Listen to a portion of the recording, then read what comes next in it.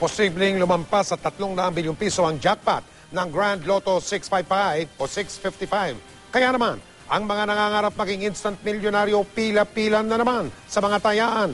Mula sa lungsod ng Quezon, nakatutok live si Atina Imperial. Atina.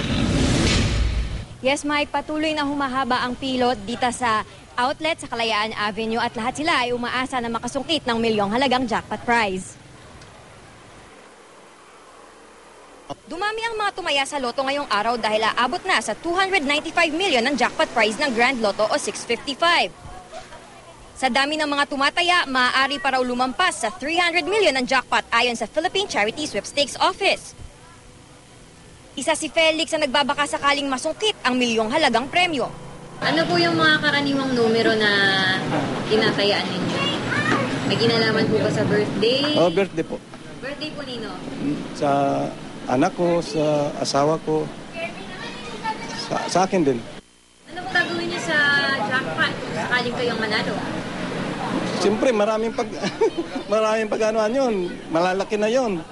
Kailan, bibili ka ng mga importanteng gamit, bili ng mga bahay. Si Jeneline na namamasukan dito sa Maynila, tumaya rin. First time niyong tataya? Ay, hindi po. Pang ilan ngayon? Tingin niyo, pang ilan ngayon? Pang 10. Wala ka talagang gustong bilhin para sa sarili mo. Wala po, i-ano lang po sa bangko. Ilalagay sa bangko? Opo. Anong gagawin mo dun sa pera na nasa bangko pag nagkataong... Mag-aaral po ako. Si Valentino naman, nagpapaaral pa raw ng 2 high school na anak. Nagbabaka sakali rin sa swerte. Hindi pa po, hanggang dalawa lang. Kaya So nga, ngayon po, iniisip nyo baka sakaling swertehin, no? baka sakali po. Sayang nga po. Ayon sa PCSO, ang jackpot ngayong araw ang pangalawa sa pinakamalaking jackpot ngayong taon. Noong nakaraang Pebrero, ang 300 million tax-free jackpot prize ay pinaghatian ng isang retiree at isang laborer.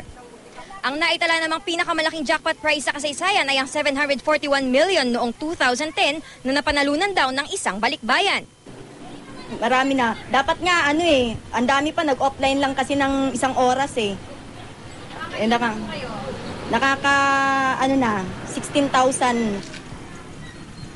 Tuloy ang pagdating ng mga tumataya rito hanggang 8:30 ng gabi pwedeng tumaya bago ang draw mamayang alas 9. Mel? Maraming salamat sa iyo, Atina Imperial.